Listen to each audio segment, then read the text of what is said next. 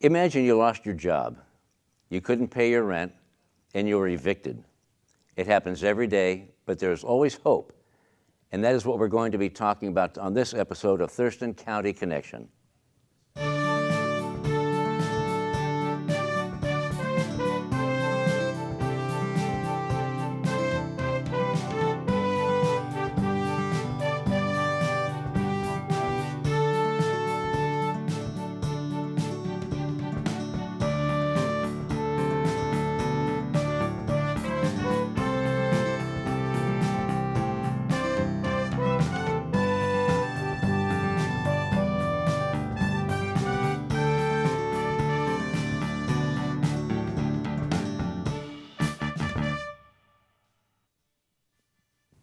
Hi, I'm Commissioner John Hutchings. On this episode of Thurston County Connection, we're going to be talking about the agencies that work with Thurston County's homeless community. Joining me today is Scott Hanauer, CEO of Community Youth Services, and Derek Harris of Community Youth Services, and Gabriel Ash of Drexel House and Catholic Community Services. So thank you for being here. I also want to touch on the stigma of homelessness and or transiency and mental health and youth as well. We all judge people, we all profile people, and for many people that is there's an element of safety involved in that. Because if somebody looks a bit dodgy, somebody may go to the other side of the street. So this is going to be dealing a little bit about stigma as well as what we can do for folks in our community. So go ahead and roll the format for this, by the way. We'll do an interview. We'll show you a clip of an interview that was done. Then I'll ask our panelists some questions, and we'll discuss that individual and or services available for the individual. Then we'll show another clip and do the same format throughout this program. Thank you for being here today, and let's get started. Please roll the first clip. I'm John Hutchings, and welcome to Olympia, meeting people in our community. It's 2 degrees above freezing, just to give you a reference. So whenever you're watching this, you can see why we're all stuffed up and why there's snow out here. I'm with Aaron, and Aaron is a person in our community. And this is all about the breaking of the stigma and the stereotyping of folks that are in need in our community. So this is Aaron. Aaron, how are you? Thank you for letting me come out and interview you today. I'm hanging in there, best I can. I greatly appreciate it. We talked a few days ago, and I told you we would be doing this, and I have no idea what you thought of at the time or since, but you shared some interesting things with me. And again, this whole segment is about busting the stereotype or stigma that people have for various people, no matter who they are in the community. One of the things I've always strived to do is stop painting people with a false motive. And so I would imagine you get painted with a false motive out here, standing with your sign at the street corner here. So let me start with the very beginning. How long have you been standing at the street corner asking for donations? I think about 4 years. 4 years. And then let me ask you, you guys, have you seen Aaron before? Yeah, I have. I pass him every morning. And I pass him every morning too. And have you ever talked with him or engaged him in conversation? Briefly. Oh, you have? Briefly, yeah. This is not judgment. It's not a judgment of you folks. But when you saw Aaron and you see the way that he solicits donations and such, what comes to mind what do you think of when you see Aaron? Well, with Aaron in particular, I just think he is a guy that just is the best at what he does. I mean, I feel like he would do the best at whatever he's doing because he has this sign that he flips when you go by, and when traffic starts to roll through, it says "Have a happy day" or "Have a nice day" or something like that.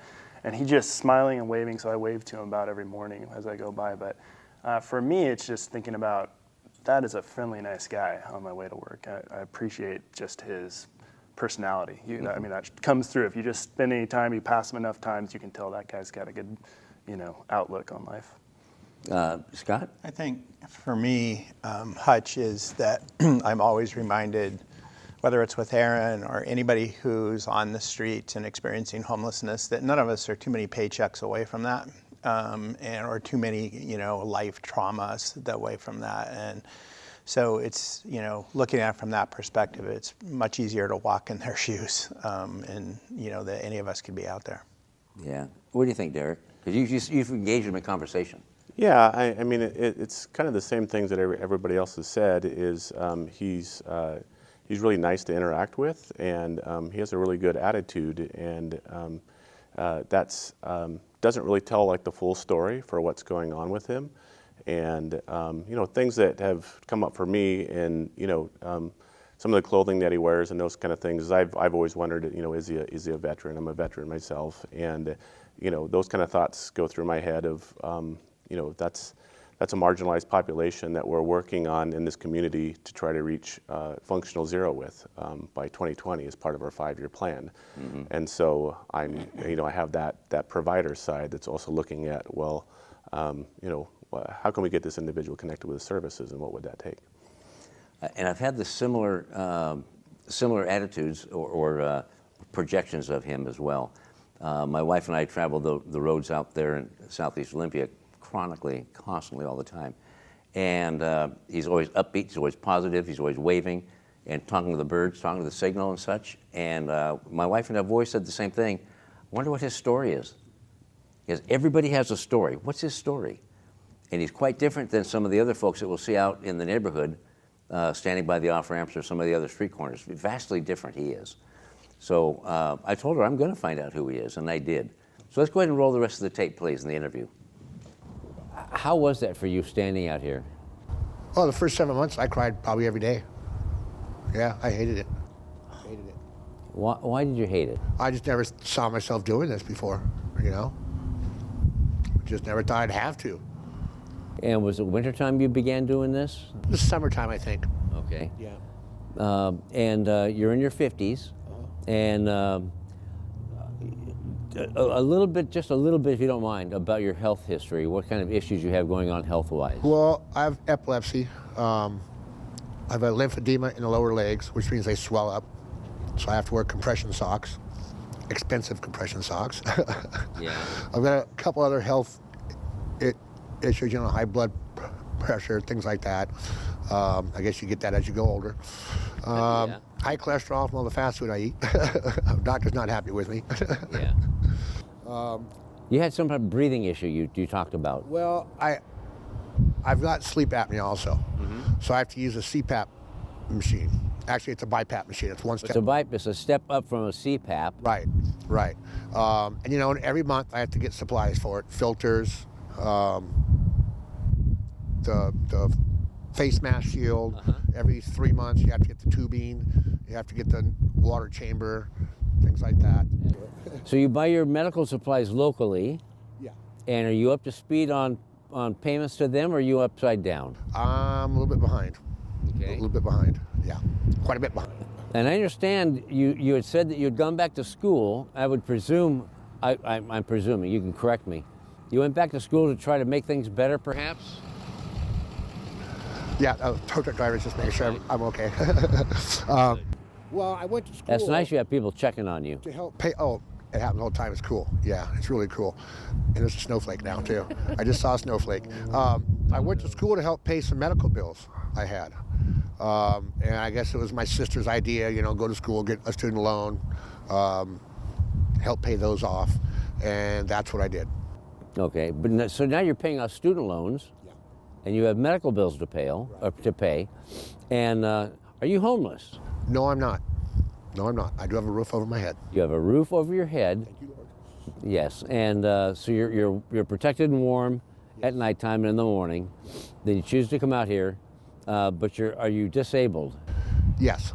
Okay, and so you receive some community or some subsistence from The government. Okay. Yeah. Is that enough to survive on? No, it's not. All right, so you rely on donations. Yes. So let's get to the stereotyping now. There you are, you're standing on the corner. You're not crying anymore. No.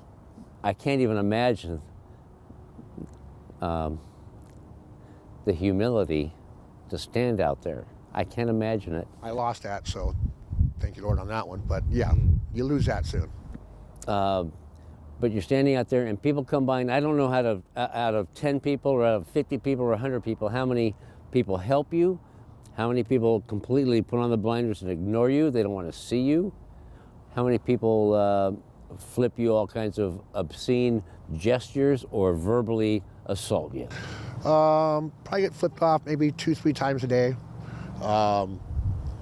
Yelled at maybe 4 or 5 times a week, sometimes multiple times at a time.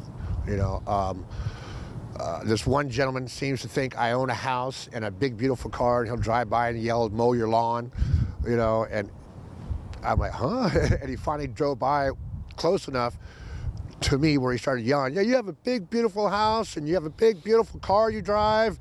And I looked at him and said, "Then why am I standing here if I have all that? I'd sell the house first." But of course he rolled the window up and went on. See, a lot of it, when they yell something, they'll yell something and roll the window up and leave, or they'll do it as they're driving by. So they had the last word, which I always find strange. Well, I find it cowardly. It's that too. And there are a significant amount of people around this country, and I'll just say this country, but even locally, that propagate the same theory. They hear a story, an urban legend, or they read it in the paper. Oh, I followed this female, and she was had a sign out and collecting money, and then somebody followed her and did a whole expose. She got into her Lexus, she drove off to her mansion, and yet she's not paying a penny, and she's getting tax-free money. Well, that becomes an urban legend, and now you are guilty of that. Yeah, I see the snowflakes coming too, but you're guilty of that. And so that's that false perception that I want to kind of bust. Right. Now, are there people out here soliciting for funds or for donations that are substance abusers, alcoholics, and tweakers, and or maligners or malingerers? Yeah, there's quite a few. Okay. Yeah, probably about 75%. Are you addicted to substance? No. And are you purporting to be a veteran and you're not? No, I'm not. I'm not a veteran. If someone asks me that and they're going to give me money or whatever, if they ask, I always say no. And when somebody drives by and they see you in these pants and this jacket, or the hat and the gloves, what do they say sometimes? Sometimes, it's a minority, but yeah. What do they say? Sometimes, like this one guy says, "Boy, you sure are dressed nice for being homeless." And I've even told him I'm not homeless, and he said it again. I told him I'm not homeless. He said it again. You know, one time I explained to someone bought me this ring here. Someone gave me this coat. They gave me the gloves. Why shouldn't I wear them? Compassion. Why not? Why not wear them? You know, why put on a false? Like, why put dirt on me or everything else and look like I'm just, rat poor and live on the street when I don't? And you're not out here with an animal or a dog. You're not out here with babies or children. Or a cane or a wheelchair or anything like that, which I've seen. I've seen that before. I've seen people out there with kids, two or three kids. And now you also have an old, I'm sorry, but it's old, tall, skinny Starbucks traveler mug. Yes. And you're able to fill up locally for 54 cents because it's just a fill up. Right. It's only at that one Starbucks, and it's an old policy they have. They don't do it anymore, so I got grandfathered in. So yeah, it's 54 cents for a cup of coffee. Put your gloves on, man. Aren't your fingers cold? They're getting there. Good grief. So they fill it up for 54 cents. Yes. And somebody came by and said something about you getting my coffee at Starbucks when they have no idea how much it costs, or it's just their perception of I buy a $5 cup of Starbucks. I mean, if I buy the newspaper every day and do the crossword also, Yeah, so you're smart. Lord help me because I do that. I mean, there's some things in life I like to have: a cup of coffee and newspaper. So Aaron, let me number one again. I really appreciate you letting me take the time to interview you, because you're making yourself vulnerable, but you're also losing time on the corner. Yeah. But let me ask you this: when it comes to hope, where does Aaron hope? What would you hope for tonight, or what would you hope for tomorrow or next week? Well, I thought about that a lot, and life just seems so short for me right now. It's just a day-by-day thing. I have things I get to I look forward to. Like tomorrow night, I'm going to have dinner over at a friend's house. She's going to make a really nice meal. I've never had a bad meal there. So I'll be doing that. I wouldn't mind getting a dog again. My old dog died in August, so that'd be nice. I'm hoping to get the truck fixed. Okay, you're driving your mom's truck. You don't own a truck. It's my mom's truck, and I get held for it all the time. And at the same time, I also get jobs by taking loads over to the dump also. So it's kind of a win-lose situation. But sometimes people see you getting in an old beater type truck, Oh, and they say, "Oh, you're a faker." I have been told that that's a brand new truck after I said it's the year 1999. I have been told that I own it and I drive it. What am I doing standing here if I drive a vehicle? Well, gas money, Yeah. insurance money, things like that. Vehicle repair. You know, I mean, just because someone has a vehicle doesn't mean they're loaded with cash. All right. You know, it just means they have a vehicle. There's probably about maybe 20% of people that sign that have a vehicle. 40%, you reckon? 20%. Or 20? 20, okay.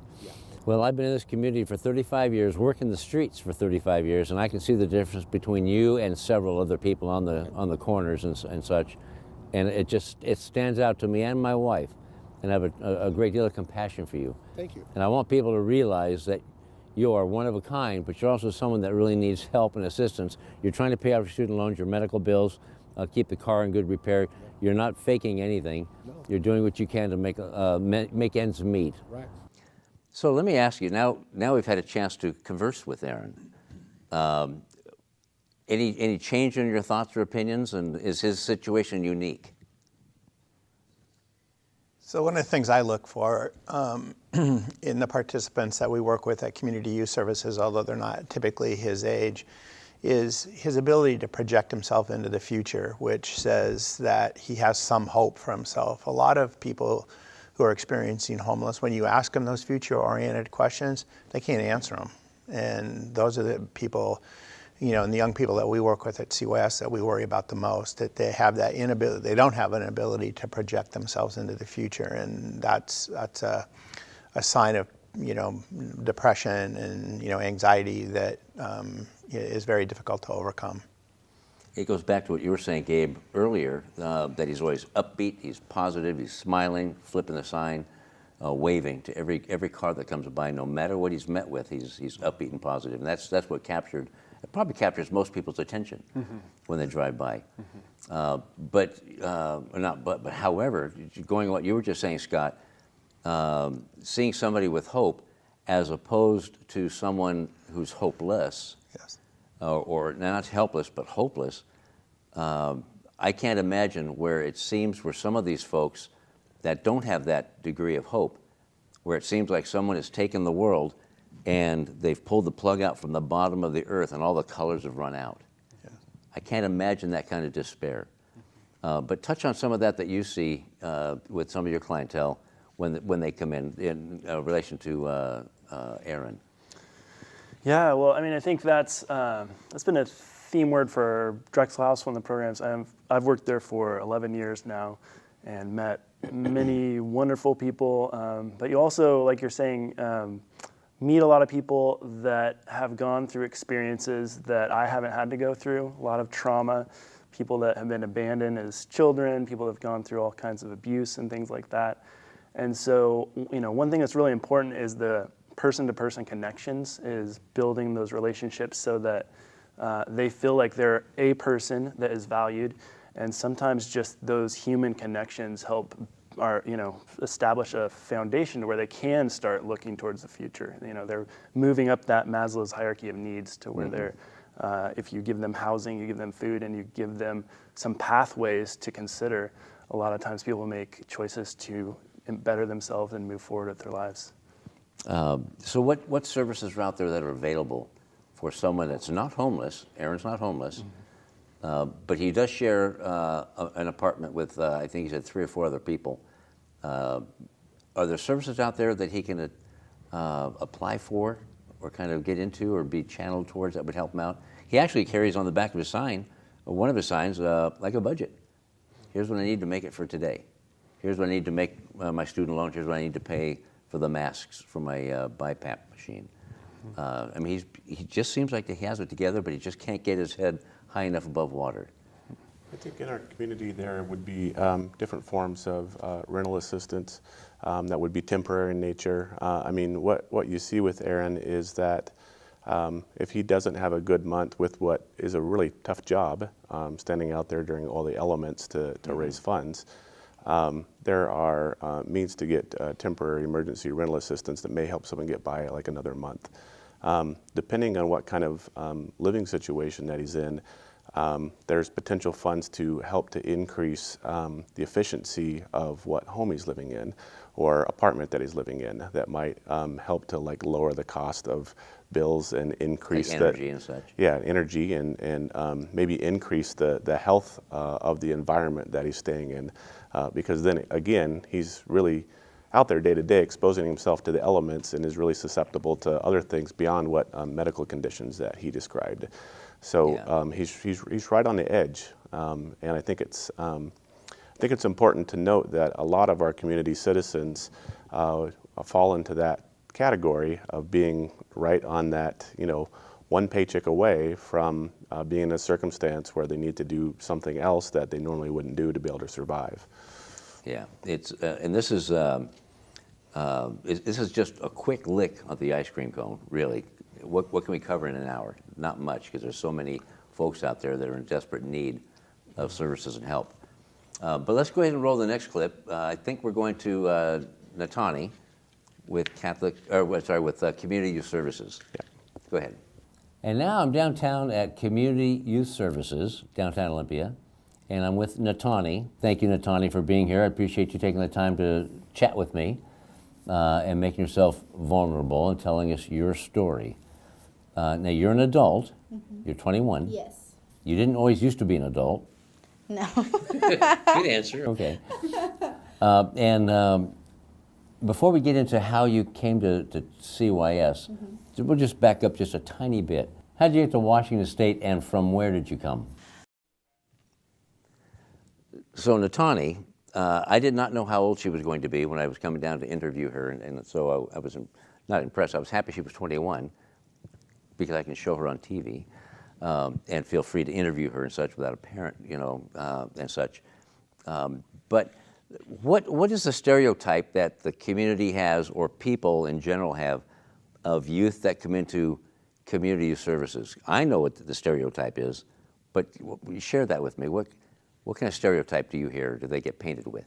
I think a lot of times the stereotype for young people, and what we know is that young people who are experiencing homeless, oftentimes the drivers of their homelessness is different than for adults. And I think the stereotype is that that these are young people who just didn't like the rules at their home, so they decided to run away and be on the street, that somehow that's better than the rules that they have to live by. What the research tells us, and what we know by our own experience, is oftentimes these young people are exiting trauma, and we hear frequently almost the same statement every time, is that they don't necessarily like being on the streets, they don't necessarily want to be on the streets, but being on the streets is safer than where they came from. And so I think what that tells us is that the stereotype is definitely wrong, is that these are not just naughty kids who decided to run away, is that they ran away from, like what Gabe mentioned, pretty complex trauma, years of abuse or neglect or domestic violence or sexual molestation, or being kicked out of their homes, quite frankly, because of their sexual orientation, and at a really high percentage, like about 40%.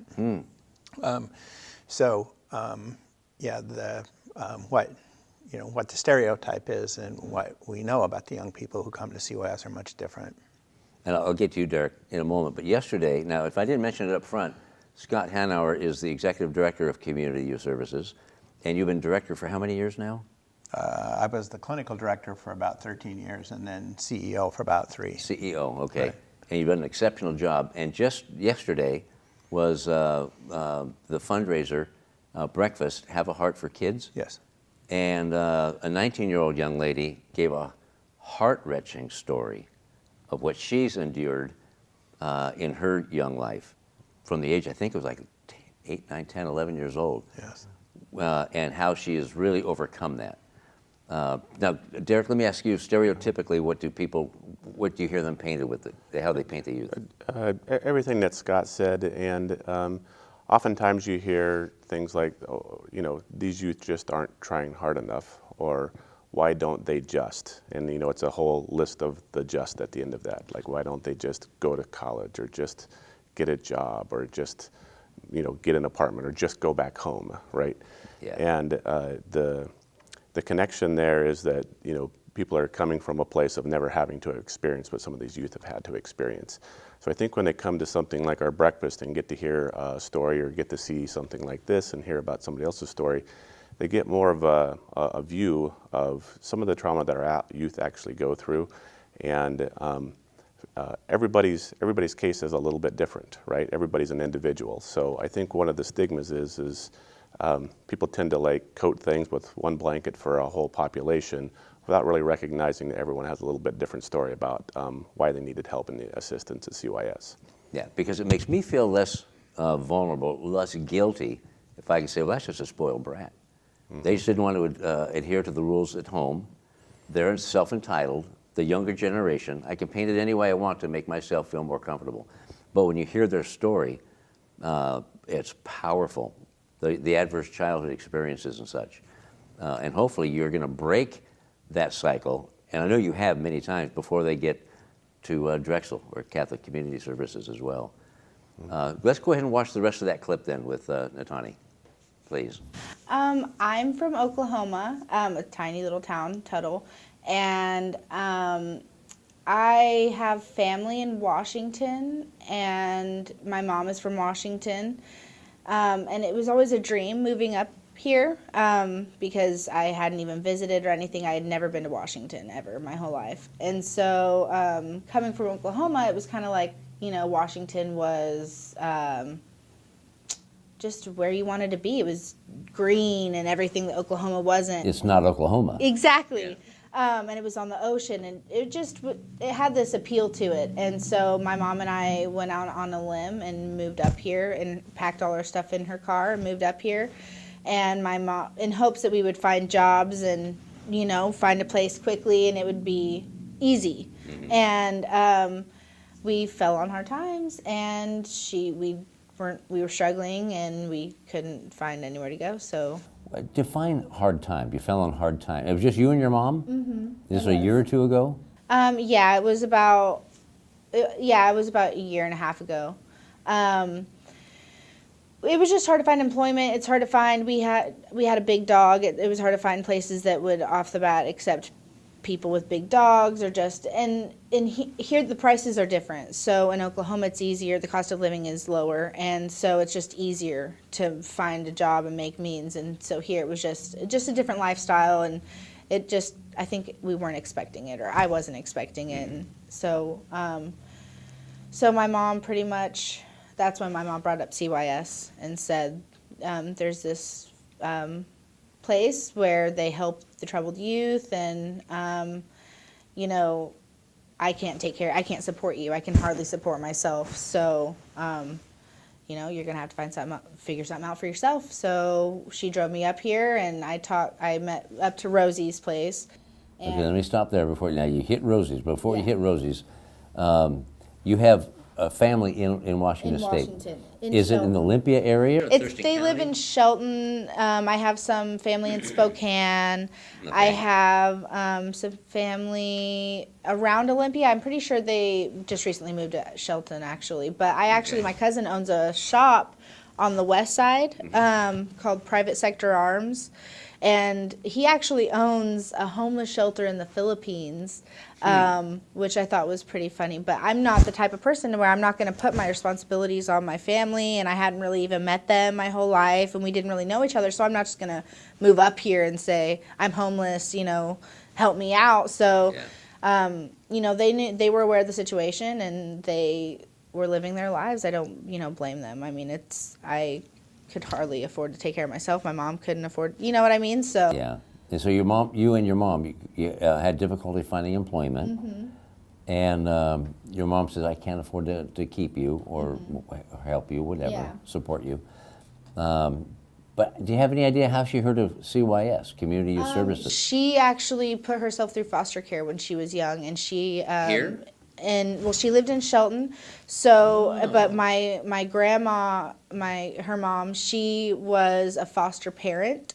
So there was like they couldn't do it in the same county. So my mom had to go up here to Olympia to go through CYS, and they got her through school and stuff like that. So she graduated because of CYS, and That is a cool story. yeah. So that's why she was like, these guys can really help you. And actually, my mom is so like happy with where I am through CYS today that it's because they have affected both of our lives. Well, I used to volunteer for CYS back in the 90s, and we've done, as a county, we've done numerous fundraisers for CYS. It's a huge icon in Thurston County for helping and assisting young people that are needing really a leg up. But also, you said your mom dropped you off here because she said she heard that or knew that CYS helps troubled youth. Were you a troubled youth?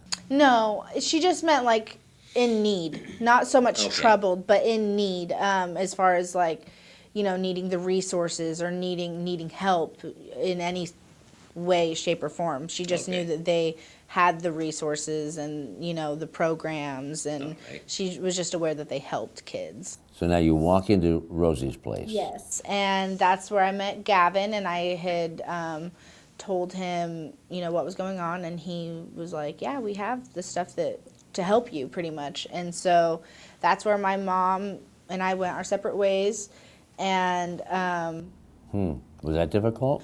that was very difficult because I almost felt abandoned because I had never been here before. So I was almost like lost. And the culture around here, kids have been homeless for years. And so the streets are all they know type of thing. And so I just did the thing where I just, kept my guard up. And Were you accepted? I was, because I was outsider coming in. Yeah, but I was accepted because I am very honest and I'm nice and I'm fair. So I don't lie. I don't, cheat or steal, or you know what I mean? So I'm a very straightforward person, and it was very easy for me to make acquaintances. I wouldn't so much say friends because I don't hang out with them now, but it's weird. It's definitely it's hard to describe being homeless out here. I'm going to stop there because it's obvious. What's obvious to you about Natani? I'll start with you, Gabe. What's obvious about her? Well, just she's very well spoken, very intelligent person. I've never met her, but just that's what strikes me initially, is just well spoken, very intelligent. Yeah. Confident. Confident. Yeah. And I started with you because you don't know her, and I know you guys do, Derek and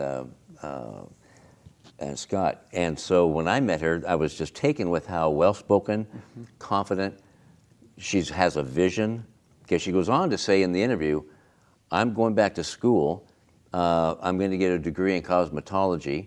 And she wanted to go on and do something else different as well and open up a business. So entrepreneurial.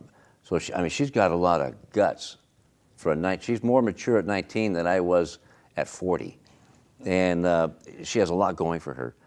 But it was a situation, like you were mentioning earlier, Scott, that I'm done with you. Mom said, I can't handle you, not because of behavioral. She's not a bad egg, but I can't take care of you, so you're on your own. And I can't imagine what that's like for a mother or a parent to do that. But now here she is somewhere where she doesn't know anybody. What can you tell me more about her that she's already disclosed? I don't want you to share any confidences. I think it goes, of course. one of the things in that video that goes back to what Gabe mentioned is how important engagement is with these young people.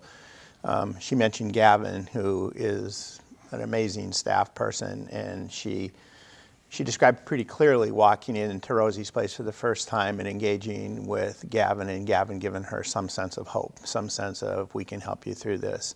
And we know that one of the biggest drivers of one's success versus not success is the engagement these young people have with our staff, and how fast that can happen or not happen. A lot of young people like Natani can be very mistrustful of adults, so folks like Gavin kind of have one chance to make that engagement happen. And Natani described that that's exactly what happened, and that's what then created a better future for her. That's beautiful. Derek, you have anything to add? I'd just say that she's a very driven individual, and we happen to be there as an organization during that very pivotal moment. She described some of the other youth that have been on the streets for years, and what we know is that the longer that someone experiences homelessness, sometimes the longer that it takes to help to get them out of homelessness. And Natani was right at that crucial crossroads, and was driven and accepting of the services that CYS had. And I can tell you that she has really basically driven her own plan since coming to CYS. We just supplied the vessel. That's well put. Yeah. And just recently we did, in Thurston County, of course, everywhere, we did the point-in-time count, counting those folks that are homeless and in need, and identifying them and giving them resources and such. And my seatmates, Commissioner Edwards and Commissioner Blake, went out into the community north and south to help with the point-in-time count. And I went down to Rosie's place and spent several hours there talking with the kids, serving, cooking pancakes, serving breakfast and such, and then engaging with them. And I saw both ends of the spectrum. I saw a lot of Natanis, but I saw the antithesis of Natani as well. Those who have had worse situations and crises in their lives, who I would hope would come at least 50% to what Natani is. And I'm not sure, that's going to be a road, a long haul for you folks to help some of these youth out. But they're there. So at least they're there and they're eating. And they said, hey, this was the last time, or their breakfast was the first meal they had since the previous breakfast or previous lunch the day before. It's really important to note that there are different levels on our continuum of care at CYS, and obviously Street Outreach in Rosie's Place is really casting the widest net possible to create that engagement and that trust building, those relationships. And that's the things that keep those youth coming back to CYS and Rosie's Place. And as time goes on, we're able to increase those services to shelter and housing, as well as treat some of the other things that are going on in their lives that may include behavioral health services or other things. But it really is having them come back and be that captive audience and be in our space and be safe to be able to kind of like start doing that higher level of thinking. And it's generational, because Natani's mom had experience with community services, with CYS. And that's why when she came back, hey, Natani, you can stay here, they'll take care of you. Mm-hmm. So at least mom had the wherewithal to do that for her daughter. How can the public assist with CYS? Well, there's a lot of different ways that they can. One way is just through our general outreach of, if you encounter any young person through our demographic ages of 0 to 24 that you believe is in need of assistance, you can give CYS a call and we'll help figure it out. They don't have to specifically know what program and those kind of things, but we really want to make sure that our name is out there. I know we've been in the community close to 50 years now, and but we're still surprised when someone says, "Oh, who are you?" So we want to get that message out. Other things in our homeless and housing services, there are coordinated entry hotlines in the community. I don't have the number with me today, but I can provide that. That helps to funnel youth into the services quickly and efficiently and get them on lists for housing as soon as possible. In other ways, we can always accept donations of socks, shirts, underwear, blankets, sleeping bags, all those different kind of things that you would consider essential and basic needs. Got it. Okay. One of the things I wanted to add on to what Derek said, Hutch, is that there's a recognized crisis in the state of Washington related to foster care. There are not nearly enough foster homes in the state of Washington to serve the young people who need foster care. And foster care can now go up to 21 years old.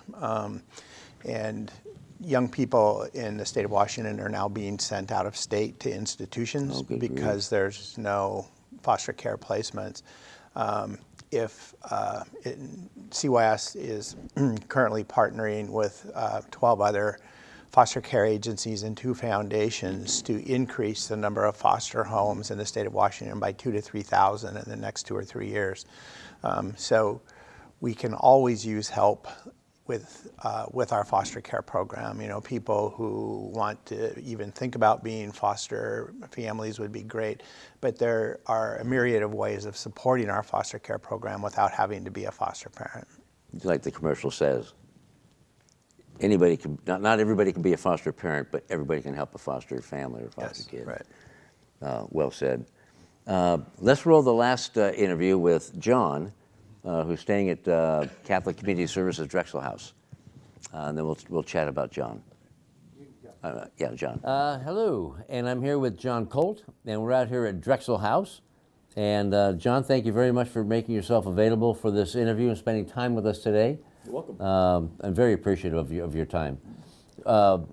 Obviously, the focus of this whole segment is on homelessness and service providers and how organizations help folks that are in desperate need of food, clothing, housing, wraparound services. And so give me a thumbnail sketch or a Reader's Digest version of how you got here to Drexel House, if you don't mind. Yeah, and I was a hardworking graphic designer for over 20 years, and a health condition, I won't go into the whole thing, but I ended up being unemployable from my graphic design skills and ended up homeless, couldn't pay rent, and with the help of Sidewalk initially, the organization in town. This community. This is an Olympia community, right? And Sidewalk, the organization in town, was the first place I went to, and they got me able to stay at the Camp Quixote at the time, was the tent city that was initiated here in town. Downtown. Right, exactly. Yeah. And it went from one church to another. We moved every 3 months. I remember those days. Yeah, and it was great because it was a home kind of a feeling. I mean, it was, even though I lived in a tent, it was a communal kind of feeling, and it worked pretty well. Well, it was safe. Yes, it was safe, and it was had all the services to initially that you really needed. Had bathrooms, had access to. We went to the YMCA for showers, and we used a laundry service in town, and so that was I did that for 2 years, and I got on the waiting list for Drexel House here, and after 2 years, I got up to the top of the waiting list and was chosen for an apartment here, and that was about it's been almost 4 years now, and I've been here ever since, and it's been good for me here. I've gotten back into a steady schedule of paying rent, and I got on Social Security, which gave me an income, which I hadn't had for a couple of years then, and so Drexel House has done me a lot of good. It's provided pretty much anything I've needed. Mostly I live on my own situation with just like anybody else with an apartment, and I pay rent on a sliding scale it's a third of my income, so the rent's real reasonable, and so I'm here, and my next step is to, I'm not really sure yet. I want to do something good for the community, just to kind of pay back and keep on doing what I'm doing. And I like to draw. I like I'm learning how to play guitar and just doing a lot of things on my own. And for the most part, just trying to be a good citizen here and move on to, like I said, doing something good for payback to what I got from like Sidewalk and from Drexel House, and everything else that I've gotten to know around here. So you seem very grateful. Yeah, I am. And when you were involved with Camp Quixote, that is the precursor. That's before Sidewalk. Right. Well, it was Sidewalk came along right in the middle of Camp Quixote. It was just kind of getting their feet off and running. And so when you went into Camp Quixote, you were absolutely down and out, just flat out. You were broke, no place to stay, no income, nothing. Exactly. I was just at the end of my rope, really. I mean, I didn't know what the next step was going to be, and actually Sidewalk has just barely gotten started. Just got into the house down on 5th Street, and and my daughter saw an article in the paper about the city of Olympia was going to fund this organization called Sidewalk, and so they were brand new, and I was probably one of their first clients. And so we walked in there, got an interview, and talked to them, and they said, "Yeah, I think we can get you into Camp Quixote." So they were active when I got started being homeless. I mean, the timing was really good for me. So Sidewalk was the portal, the entry for you to get to Quixote. Right. And Jill was there at the time, Jill Severn. Exactly. Okay, and then how long did you stay at Drexel? I'm sorry, at Quixote? At 2 years. 2 years. Yep. And they helped you transition out. Then you weren't paying rent or paying anything there. No. Right. But that got you to the point where you could apply and get on the waiting list and get admitted to. And actually, I got on the waiting list almost immediately from getting into Camp Quixote. With Sidewalk, they had me come up here and sign up to be on the waiting list, and I called every month, and that's what you have to do. You stay in contact with them every month in order to stay on the active waiting list. All right, so that's John, and it was very nice meeting him, and I'm glad he did this and made himself available to me or to us. And it was obvious to me also he was homeless. He had some real other issues in his life. But he was able to get back to the point, even when he was prior when he was a graphic arts designer or such, to get back and Sidewalk, Camp Quixote, and now Drexel. And he sings Drexel's praises. How long has he been there, and how long can he stay? He's in our permanent supportive housing program, and so there is no timeline to that. Okay. And something I've seen in the last decade that I've worked that I think we're doing better as a community is we're sort of through coordinated entry, which he referenced Sidewalk, there's sort of a triaging process to where people are given an actual, use the VI SPDAT tool to screen people. So people that really couldn't make it on their own, they have to have some kind of supportive services. They couldn't make it in a normal apartment. Those folks, the most vulnerable folks as scored by that tool, are now placed at Drexel House. And so I think we're doing a better job of putting people there that really need that kind of level of care, people with mental health service needs and chemical dependency needs, things like that. Okay. How many beds do you have at Drexel? Now, there's Drexel 1 and Drexel 2. Right. So Drexel 1, or they're combined, except for 35 beds at Drexel 2 is for veterans? Or So- explain that. Yeah, so please. at the Okay. original two Drexel House buildings, we have a 16-bed emergency shelter for men, and then we have 26 units of permanent supportive housing. Those are apartments for disabled individuals, and those are permanent again. And then we just opened up last year a new building that has 50 units for formerly homeless veterans. And so all said, if I did my math right, it's 102 folks that we have on site at all times. Wow. And I was at the blessing of Drexel 2 last week. Right. Exceptionally impressive. But still, that is serving a real desperate need in our community, people that really desperately need to be protected and helped. But it's still just the tip of the iceberg. We're only seeing, 10% of the iceberg. In the real ocean, you see 10%. It's all that under the water that you don't see. Do you suppose that percentage is about right of how many are being served versus how many need services? Yeah, there's still a huge need for more housing for folks and affordable housing, and then still we need some more supportive housing. And so things like the home fund that recently went through, those are the types of things that will help us build up our stock, because right now our stock of housing isn't meeting the demand that we really need in our community. And the home fund is what Olympia voters just passed this last couple weeks ago. 1/10 of 1% sales tax or something like that, which is wonderful. Dedicated money to come in for housing. Very critical and very key.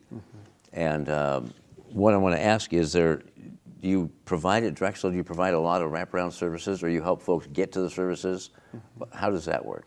Yeah, if someone's in need of either mental health or other assistance. Yeah, well, kind of both. And recently what they did, I'm a mental health professional, and so they sort of put me in the role as program manager because they realized the level of care that we're needs to come up.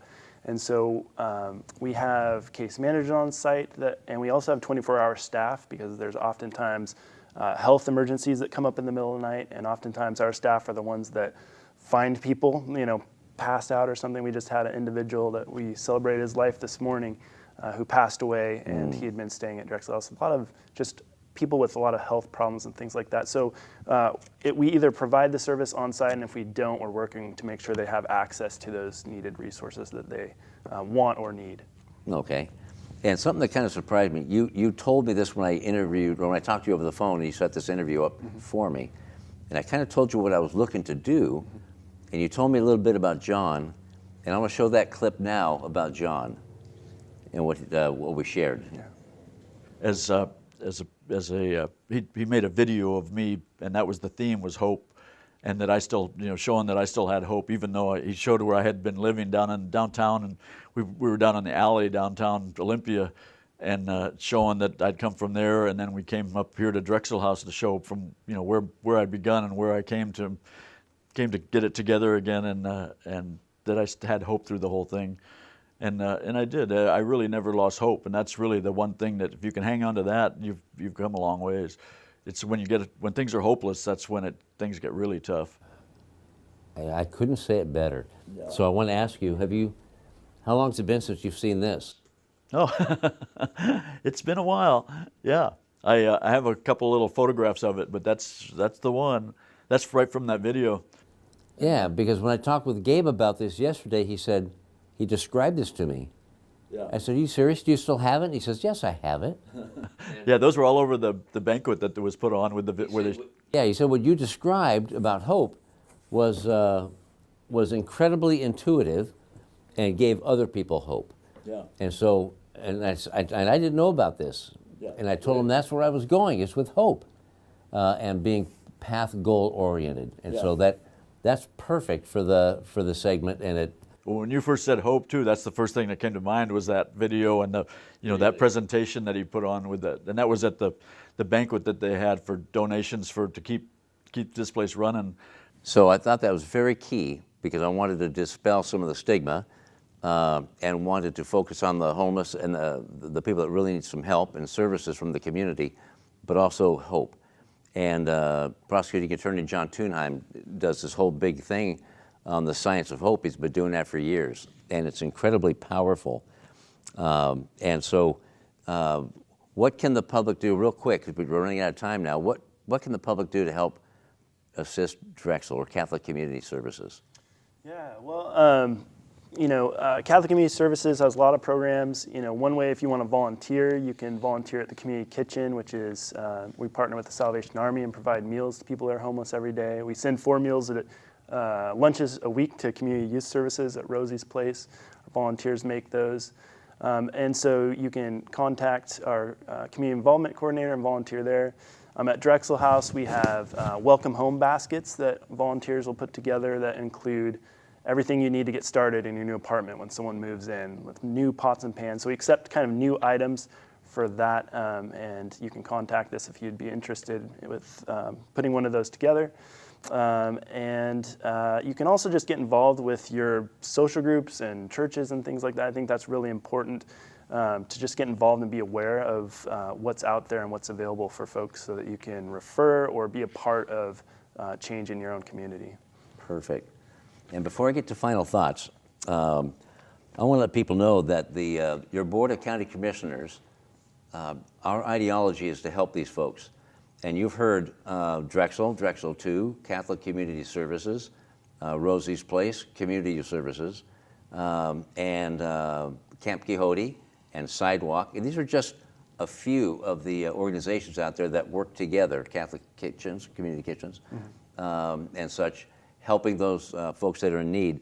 And Thurston County, for housing and community renewal, this year we will be donating out granting $6.5 million to social services, $5.3 million. Thurston Mason Behavioral Health Organization for mental health services, $160,000. The treatment sales tax that goes out to numerous organizations to help folks with mental health treatment and substance abuse, $5.6 million. Veterans, $317,000, for a total of over $18 million. And still, we're turning people away that have the handout. And I'm talking about the handout, I'm talking about the organizations that are looking for support and help. And we don't have enough money. It drives us nuts that there's so much in need, and not everybody gets some funding, and not everybody gets full funding. So we're doing what we can to get the word out and to get the money out and get the services based on the community need, but also on the investment we're getting back for that as well. A lot of tracking. What I'd like to do is ask for some final thoughts. Please, any final thoughts? Derek? Yeah, sure. I guess I wanted to just start out by that at no time ever in the history of Thurston County are we as organized as we are right now about working with individuals experiencing homelessness. Through Thurston Thrive's Housing Action Team and the sub-teams of that, through the Hazardous Weather Task Force, through coordinated entry, which I do want to mention the points of entry for single adults, a sidewalk for families as Family Support Center, and for youth and young adults as Community Youth Services. We are coordinating our efforts to make sure that the most vulnerable get into housing as quickly as possible with what housing resources that we have. Part of our 5-year plan strategies include looking at additional resources like the Home Fund and looking at different ways of funding things in our community that we haven't thought about before. All the organizations I mentioned and many others utilize the local resources to also be able to attract state and federal dollars to really make a full, to try to round out that funding and draw the most in our community that we can to help work with this. I just want everyone to know that this is a very coordinated effort, and people are working daily, weekly, monthly on this issue, and we're going to continue to be coordinated and keep working on this. Got it. Scott, any last thoughts? We've got about a minute left. Just real briefly, Community Youth Services also provides services and programs to keep young people from entering homelessness. And Gabe kind of made a reference to, their agency and CYS partnering.